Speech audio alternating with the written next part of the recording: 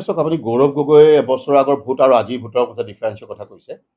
মূল কথাটো হৈছে যে গোটেই অসমতে আই দেশত নামনিৰ পৰা উজনিলৈকে বৰাকৰ পৰা উত্তৰ পাৰলৈকে কিন্তু ভাৰতীয় জনতা পাৰ্টীয়ে এক অভিলেখ সৃষ্টি কৰিলে।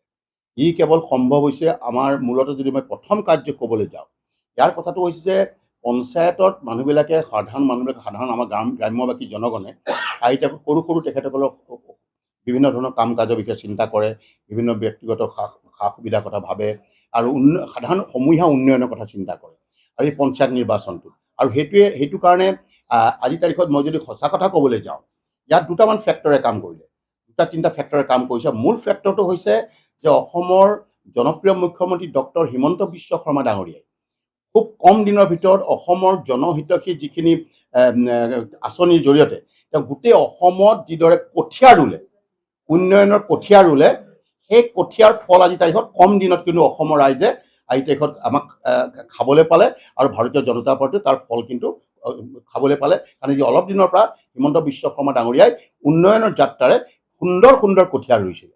এক নম্বৰ, তাৰ এটা ফল আজি আমি খাবলৈ পাইছোঁ।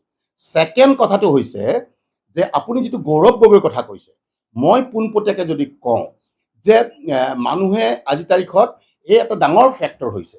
ছেকেণ্ড ফেক্টৰটো হৈছে সেই ডাঙৰ ফেক্টৰ বিশেষকৈ যোৰহাট জিলাখনত হৈছে যে এটা বছৰ আগতে ৰাইজে যিটো ভুল কৰিলে, ভাৰতীয় জনতা পাৰ্টীক ভোট নিদি পেলাই আমাৰ কংগ্ৰেছ দলৰ যিগৰাকী সংসদক ভোট দিলে, সেই সময়ত ৰাইজে বৰ আশা কৰিছিলে।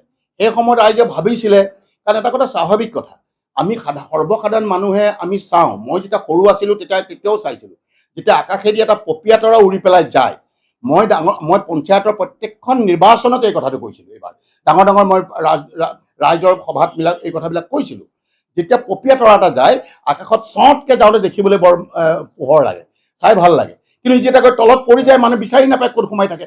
এই গৌৰৱ গগৈৰ ক্ষেত্ৰতো একেই হ'ল।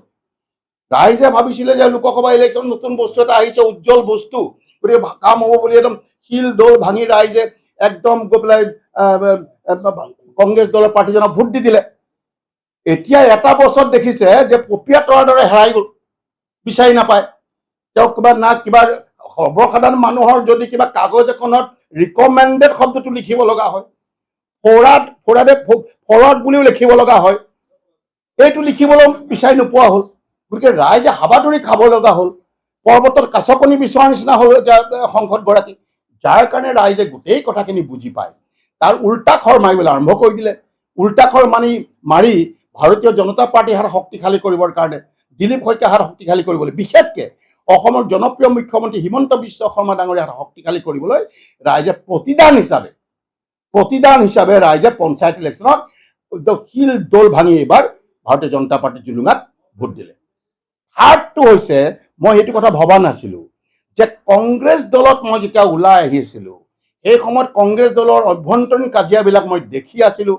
মই বহুত ঊৰ্ধ্বতমকৈ কৰ্তৃপক্ষত বহুত কথা জনাইছিলোঁ, মোক গুৰুত্ব দিয়া নাছিলে, হ'বকৈ থৈ দলটো গেলাই গৈ আছিলে, যাৰ কাৰণে মই ওলাই আহিবলৈ বাধ্য হৈছিলোঁ। ভাৰতীয় জনতা পাৰ্টীৰ হাত শক্তিশালী কৰি এজন সৈনিক হিচাপে হিমন্ত বিশ্ব শৰ্মা ডাঙৰীয়া আজি আমাৰ দলৰ সভাপতিৰ ছত্ৰছায়াত থাকি কাম কৰাৰ সপোন দেখিছিলোঁ, তাৰ কাৰণে ওলাই আহিছিলোঁ। কিন্তু এতিয়া এইবাৰ গুৱাহাটীত গৈ গম পালোঁ যে পঞ্চায়ত নিৰ্বাচনৰ আগে এইবাৰ লোকসভা ইলেকশ্যনৰ পাছত আমাৰ দলীয় এজন কংগ্ৰেছ দলৰ নেতৃত্বই তেখেতে নিজৰ অসমৰ চাৰিচুক ঘূৰি ফুৰিছে ভোট বিচাৰি, স্বাভাৱিক কথা। কিন্তু এই যোৰহাটৰ সংসদজনে যিদৰে মুখ্যমন্ত্ৰী হোৱাৰ সপোন দেখি আলাসত চাং পাতি পেলাই তেওঁ যেতিয়া চাৰিওফালে ঘূৰিব ল'লে, ভিতৰুৱাকৈ দুয়োজনৰ মাজত ভিতৰুৱাকৈ মুখ্যমন্ত্ৰীৰ যুঁজত তেওঁলোকে গোপন শীতল যুদ্ধ আৰম্ভ হ'ল। আচৰিত হ'ব শুনি, এই শীতল যুদ্ধখনত এই শীতল জুইকুৰাত নামনি অসমৰ এজন সংসদে আৰু সেইফালৰে 3জনমান বিধায়কক লগত লৈ তাত এনেকুৱাকৈ ঘিউ ঢালি দিলে, এনেকুৱা ঘিউ ঢালি আছে হ'বকৈ আল্টিমেটলি গৈ পেলাই জুইকুৰা ধপধপকৈ জ্বলিলে। গতিকে কংগ্ৰেছ বহু কৰ্মীয়ে জিলাই যোৰহাটৰো বহুত কংগ্ৰেছ কৰ্মীয়ে সেইকাৰণে নেতাসকল যেনে তেনে বাচিছে, তেওঁলোকৰ পঞ্চায়ত খালী হৈ গৈছে, নীল হৈ গৈছে। জিলা পৰ্যায়ত যিবিলাক কংগ্ৰেছৰ নেতা আছে তেওঁলোকেতো খালী জিৰ', তেওঁলোকৰ পঞ্চায়তবিলাকত জিৰ' হৈ গৈছে কংগ্ৰেছ। কিন্তু যিবিলাক কৰ্মী আছিলে যেনে তেনে কংগ্ৰেছৰ এই মুখ্যমন্ত্ৰীৰ জুইকুৰাত জ্বলাৰ পৰা জাপ মাৰি যেন তেনে পলাই আহি ভাৰতীয় জনতা পাৰ্টীত সোমাই ভোট দিছে, যাৰ কাৰণে কংগ্ৰেছৰ বহুত বিৰোধী ভোটো আহি কংগ্ৰেছৰ প্ৰতি বেয়া ভাৱ সোমোৱা ভোটো আমাৰ পক্ষত আহি গ'ল। আজি সেইকাৰণে ২৬ দৰ্জা খোল খাই গ'ল। অহা ২৬ মুখ্যমন্ত্ৰী যে ভাৰতীয় জনতা পাৰ্টি হ'ব, আৰু সেইকাৰণে আজি তাতে সন্মিলিতভাৱে জিলাখনত আজি প্ৰায় একেৰাহে ২০০১ চনত মই নিজেও সভাপতি আছিলোঁ জিলা পৰিষদত। তেতিয়াৰ পৰা মই কংগ্ৰেছ দলত আছিলোঁ, ৪বাৰ জিলা পৰিষদ কংগ্ৰেছ দলৰ দখল হৈছিল। এইবাৰ মই বিজেপিত আছোঁ।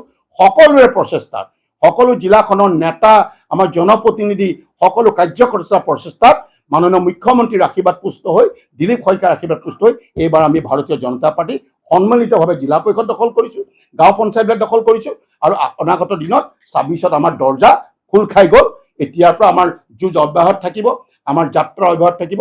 ২৬ত আকৌ ভাৰতীয় জনতা পাৰ্টি যে চৰকাৰ হ'ব, এইটো আজি সত্যত প্ৰমাণিত হ'ব। সময়ৰ খবৰ সময়ত পাবলৈ ফ'ল' কৰক টাইম অফ আছাম।